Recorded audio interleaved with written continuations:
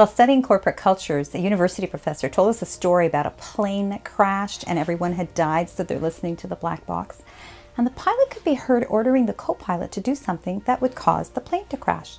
Now, the co-pilot understood the implications because he could be heard anxiously repeating the order a few times, asking if that's really what the pilot wanted, before he complied and killed them all.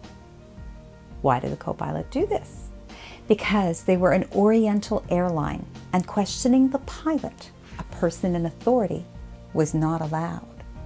Is it possible that the co-pilot was more frightened of disapproval than of dying?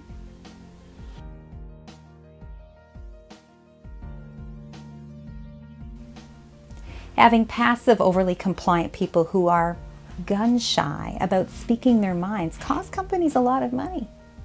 Let me give you a personal example. I am a recovering doormat. I'm the daughter of an alcoholic. We're everywhere. I was raised in a very critical home, and I learned that not making waves was safer. So that means I used to be more worried about what you need than what I need.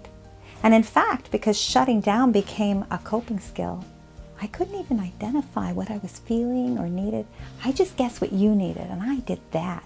So I didn't challenge you, I didn't question you, I didn't do anything that I thought might upset you. I needed you to like me, so I held back. And I held my breath until I couldn't, and then I got mad. Can you see how that might affect your bottom line?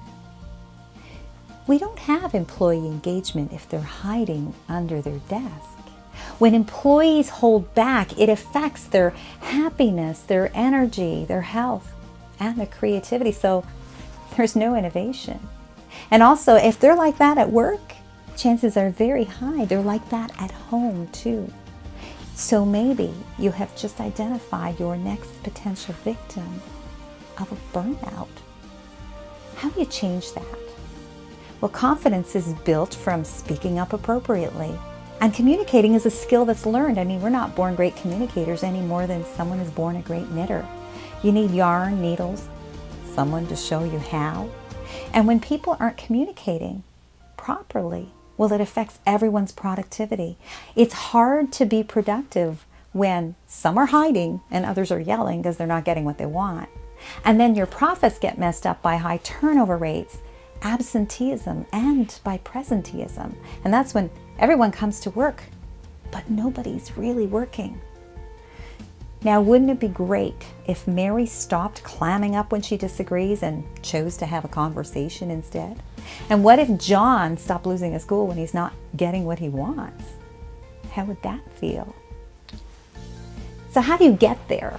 Well, as a speaker, consultant, mentor, I provide step-by-step tools that help passive people come out from under their desk and communicate with more confidence. And I help the yellers learn more peaceful and collaborative approaches.